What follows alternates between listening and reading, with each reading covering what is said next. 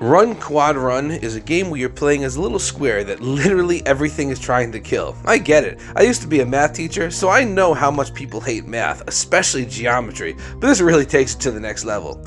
Now before we get into the video, the developer gifted me 2 Steam keys for this game, so if you're interested in getting a copy, post down in the comments. I will randomly pick 2 people from the post later this week when the game releases, and I will send you a key to this game.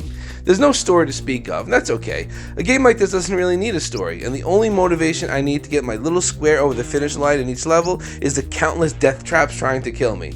The graphics here are really simple and clean. The backgrounds remind me of graph paper, which not only tickles the math nerd in me, but it's also useful for spacing your little square through the various hazards. The graphics do a really good job of making it clear what's going to kill you, although in this game that is just about everything. But everything also works exactly as it should. The hitbox all makes sense, and it's all just really well executed. The simple visual style lets you focus on what matters, the gameplay, which we're going to talk about in 1 second. The soundtrack here is really great as well. It's pretty low key, it's very kind of zen. It's hard to describe, but sometimes I get into such a focused state playing this game, I don't even hear the soundtrack. But as I find myself dying a bunch, the sound kind of kicks up into my ears. There's really catchy beeps that keep my head bopping as I die the millionth time on each level. There are 20 worlds with 15 levels each, for a total of 300 levels. You see how quick I did that math? I told you I used to be a math teacher.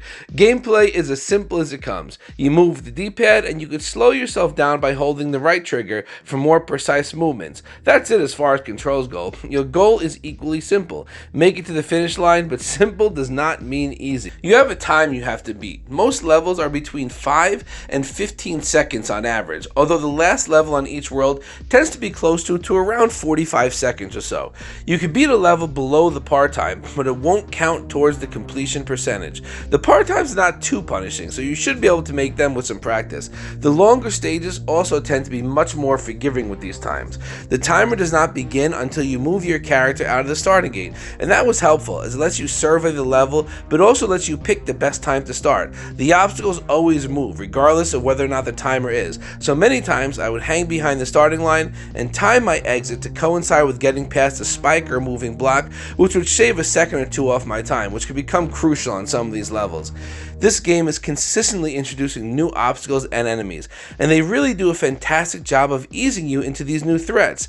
Many times the first level of each world is really simple and will introduce one new hazard in an otherwise blank stage, so they just kind of let you see how it works so you know what to do when it's thrown into a more complex environment. I like this as it really lets you be prepared for the new challenges they arise, and there are all sorts of challenges here. There are these angry triangles that try to stab you because they're jealous you have more sides than them. Ghost squares representing the angry spirits of all the lost souls who flunked geometry class, and every math teacher's favorite way to teach fractions, pizza, that are always trying to squash you, just to name a few. The game never runs out of ideas. Literally, every world is throwing something new at you. Some of the obstacles I was able to wrap my mind really easy, like the flame pillars in the volcano level here. I found these really simple to dodge, and all the levels in this world just clicked with me, making it a pretty simple playthrough. Others consistently threw me for a loop, like these Medusa boxes. They radiate a red circle around them and then shoot an unavoidable beam that turns you to stone for about 2 seconds. I died a ton trying to race out of their zone and would consistently run right into a death spike or some other trap. I eventually figured out the trick is that many times you have to let them freeze you and then move past when you become unfrozen, although I died a ton trying to figure that out. Level design here is really fantastic. I give the developers so much credit on this. 300 levels, and there was not a single level that I felt was poorly designed or cheap. Even those levels where I died a million times trying to progress, I always felt like it was my fault and I just had to get good, and eventually I would pass, and eventually I always did. That almost never happens in these games. I tend to be pretty whiny when playing hard games, and I tend to blame bad design choices for my own lack of ability, but that never happened a single time in my playthrough. There are some levels that are very easy. You'll blow through these on your first or second attempt, often in just 2 or 3 seconds. but they are there to acclimate you to the new mechanics, which is another thing I really enjoyed about this game. It's tough, but I never felt unprepared for the obstacles in front of me. The easier levels and gradual difficulty curve did a fantastic job of building my skills, so when the insane levels happened, I was ready for them. You also get encouraging notes from the developer when you die. With each death, a quick message appears telling you that you will eventually get it, or don't forget to take a break and drink water. I like that. Lots of rage games mock you when you die, but I feel like the developer here really wanted you to complete their game. The whole thing took me about 2.5 hours to beat. There's also a hard mode that you can unlock once you complete each level. This mode ratchets everything up to 1,000 and has a continuous timer you must beat as opposed to level the regular mode.